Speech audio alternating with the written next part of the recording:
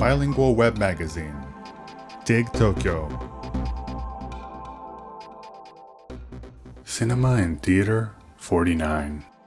An overview on our new series on the history of world cinema, Part 2. 9. Hollywood and the British film industry. In Chapter 9, we will cover the intersection of Hollywood and the British film industry. For example, the English comedic actor Charlie Chaplin, perhaps cinema's greatest icon, became a global star through the silent films and talkies he made in Hollywood. However, in the 40s, his popularity declined rapidly for his political views and a string of affairs. In the 50s, he was accused of communist sympathies, and he was forced to leave the US and settle in Switzerland. Then there's the English director Alfred Hitchcock, the master of suspense, who made most of his iconic work in Hollywood, or the American director Stanley Kubrick, whose dislike of the Hollywood industry led him to move to the UK and spend most of the remainder of his career there. We will also look at the English actors who have played American icons and the American actors who have played English icons. In recent years, Welsh actor Christian Bale has played the American superhero Batman. The American legend of the screen Meryl Streep has played the Iron Lady herself, Margaret Thatcher, and even won an Oscar for her portrayal. 10. The cinema of the UK, France, Italy. In Chapter 10, we will look at the cinema of the UK, France, and Italy. The British film industry has produced historical epics like Lawrence of Arabia, as well as massively popular franchises like James Bond, Monty Python, and Harry Potter. From France, we will start with Georges Méliès, an illusionist and film director who pioneered many technical and narrative elements in the earliest days of cinema. Then we will look to the generation of French filmmakers who were influenced by the introduction of Hollywood films into Europe following the end of World War II. Young directors like Jean-Luc Godard, François Truffaut, and Eric Rohmer were called the French New Wave for their rejection of traditional filmmaking conventions. In favor of experimentation. Their work would influence filmmakers around the world and inspire similar movements such as New Hollywood and the Japanese New Wave. From Italy, we will look at masters of cinema such as Roberto Rossellini and Federico Fellini, who are known as part of the Italian neorealism movement. We will also look at the spaghetti westerns that emerged out of the work of Sergio Leone. 11. The cinema of Europe and Latin America. In Chapter 11, we will look at the cinema of other European countries like Germany, Poland, Russia, and Spain. From Germany, we will look at the directors of the new German cinema movement, who are greatly influenced by the French New Wave: Rainer Werner Fassbinder, Werner Herzog, and Wim Wenders. Their low-budget films enticed art film fans from around the world. We will also cover the cinema of Mexico, namely the Three Amigos, Alejandro González Iñárritu, Alfonso Cuarón, and Guillermo del Toro, who would achieve both critical and box office success and move filmmaking forward with technical and narrative innovations. From Australia, we will look at the work of such filmmakers as George Miller, who is known for the Mad Max series. Mad Max Fury Road is already considered one of the 21st century's greatest action films. 12. The cinema of Japan. We've published a number of pieces about Japanese filmmakers in cinema and theater so far, but in this series we will take a bird's-eye view of Japanese cinema as a whole, looking at its relationship with Hollywood and the cinema of Europe, as well as highlighting the innovations that are unique to Japanese cinema culture. No overview of the cinema of Japan would be complete without a look at how directors like Kurosawa Akira and Ozu Yasujiro became globally renowned. We will also look at how a film production company called Art Theater Guild championed Japan's new wave. Then there are directors like Imamura Shohei and Kitano Takeshi and Koreeda Hirokazu, who have received acclaim and accolades at the world's most prestigious film festivals. Meanwhile, films like the Torasan series are quintessentially Japanese, but little known outside of the country. Finally, we will look at how the Japanese film industry has become increasingly insular and inward-looking, with most of its releases today being adaptations of anime properties and TV dramas. 13. The Japanese film industry.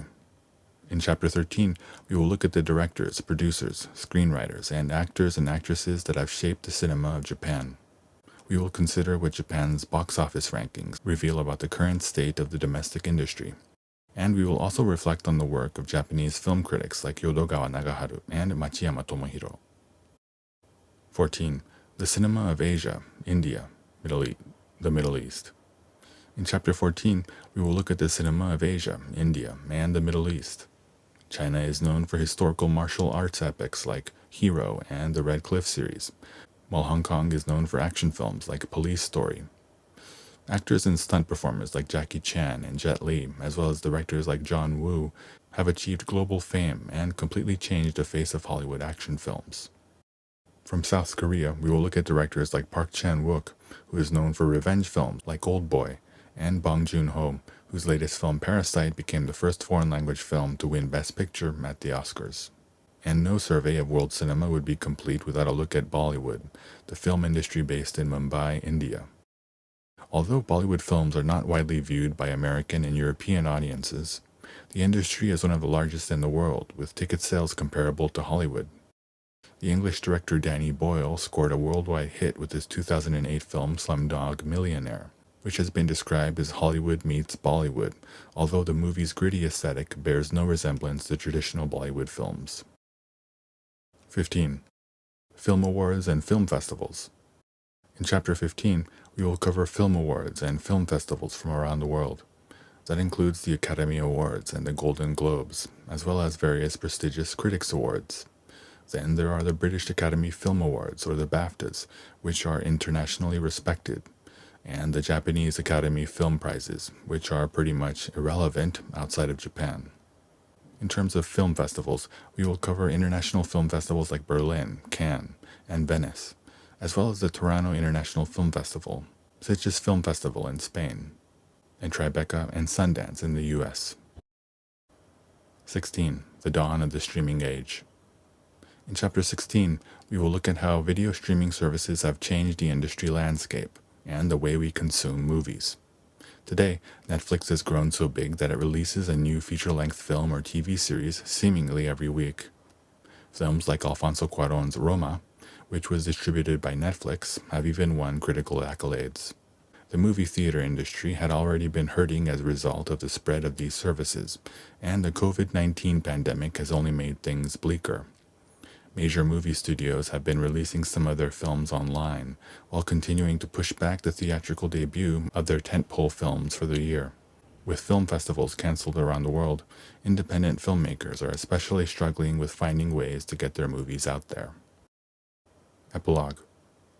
Compared to the Hollywood films we will look at in the first half of this series, the films coming out of Europe and Asia are generally smaller in terms of both scope and budget. Many of them are challenging art films fueled by a filmmaker's clear vision, rather than commercial releases catering to the lowest common denominator. That's partly the result of Europe's long tradition of arts and culture. Countries like China, South Korea, and Japan have each fostered a distinct cinema culture. While the Japanese film industry is content to twiddle its thumbs and cater to the domestic market, South Korean cinema has made international inroads. Meanwhile, China has a market so big that it's Hollywood that has come knocking on their door. The influence of Chinese money in Hollywood is only growing. Here it's important to draw a distinction between the movies that Hollywood makes and the cinema that comes out of Europe. Movies are commercial entertainment. Cinema is an art form. Americans go to the movies, Europeans go to the cinema. Indeed, the word cinema comes from the French word cinématographe, the device invented by the Lumiere brothers, which, in turn, comes from the Greek word kinema, or movement, which itself comes from the Greek word kinema, or movement. In that sense, Kinema Junpo, the long-running Japanese magazine specializing in the film industry, is a venerable institution. But the movies coming out of the Japanese film industry today are neither kinema nor cinema. Throughout this series on world cinema, we will also consider the place of Japanese cinema and what its future holds. Cinema and Theater 49. An overview on our new series on the history of world cinema, Part 2.